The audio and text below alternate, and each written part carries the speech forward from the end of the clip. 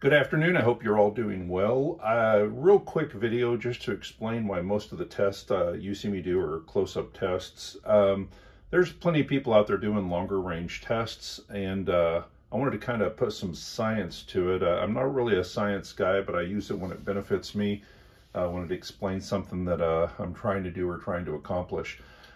This is the VW S45 in 357, and even recently I've had somebody ask me to do distance tests on this gun. What it comes down to me is what a gun is meant to do. When I pick up my Glock 19, my Glock 19 and 9mm meant to engage at 7 to 11 yards. If I pick up my AR, it's meant to engage out realistically for how I can shoot a couple hundred yards. If I pick up a larger gun, again, for different distances, I use a different weapon, a shotgun, clearing hallways. So when I see something like this in a fairly small 357 caliber, 125 grain, firing at, 600-700 feet per second, I'm thinking close up. And I want to give a kind of a demonstration of that with an Umarex, actually. This is a Umarex HDS 68 shotgun. First thing I'm going to do is charge it. The cartridge is already in there, so now it is charged. The little red thing popped up. And what I've got here is a 400 grain lead slug, basically what you'd have for a 12 gauge shotgun. And a 75 grain 223, overall weight of this is about 140 grain. So this is 1/3 of the weight this is. Now, the force that I'm going to put on these two objects is the same, because a CO2 cartridge is nice and fresh. I'm going to fire it and see what it'll do to this very, very small ballistic gelatin. I made it really small because that's really all I need for this test.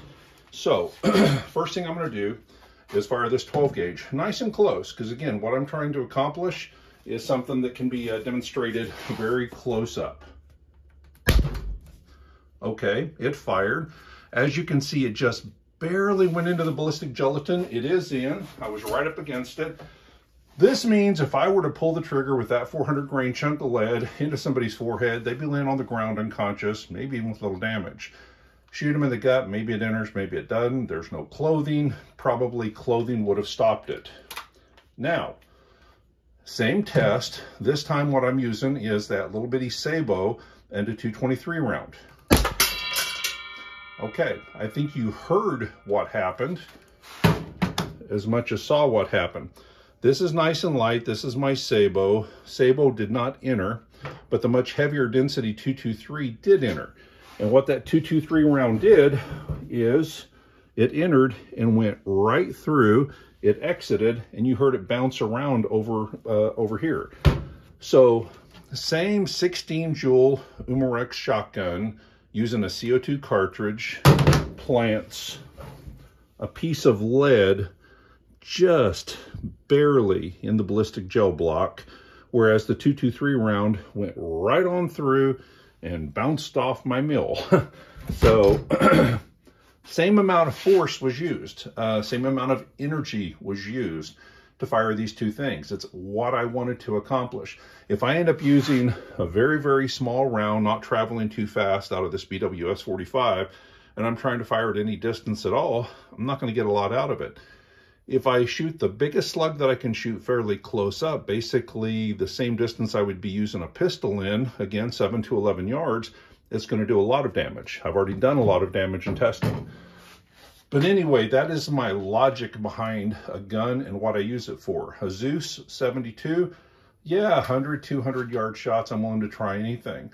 Something like a VW S45 in 45 cal, the VW S45 in 357 cal, I'm personally, and this is just a personal decision, I'm looking at it more being a weapon that I'd use at 10 yard range, 15 yard range max. Will it go further? Sure. Is it realistic that it's going to do a lot of damage further? Maybe not so realistic, but again, it'll hit a target further out, probably pretty accurately.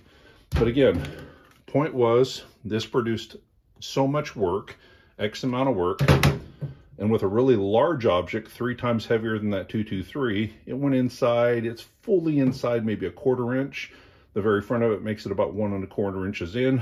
The much lighter 223 round went all the way through 8 inches of ballistic gelatin. And that's why I would pick one over the other, depending on the situation. I hope you all have a good day. Bye-bye.